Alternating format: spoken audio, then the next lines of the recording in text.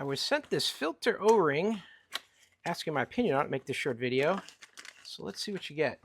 This is for the Hayward filters. It doesn't matter really what size your Hayward filter is, as long as it ends in the number 20. So all those part numbers that have 20 at the end, I believe it's 20-inch diameter of the filter.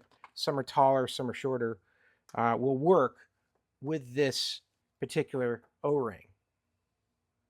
Now this is how it's going to come shipped. Got a little tie wrap holding it in tight. They're going to give you the O-ring itself, which has got ribs just like the OEM filter ring has. So you can see this rib here going all the way around, and on the inside as well, it's got this other rib going around here. So this is going to be your main replacement. It's got really good feel to it.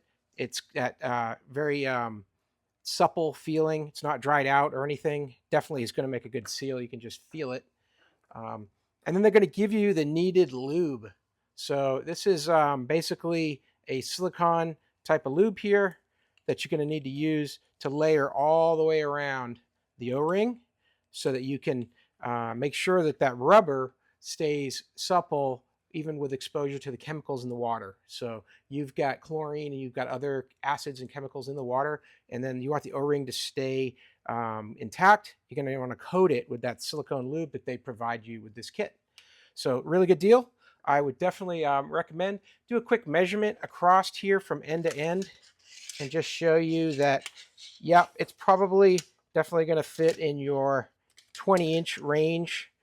As you see this here laid across, that this is going to be for those type of filters from Hayward that typically end in 20.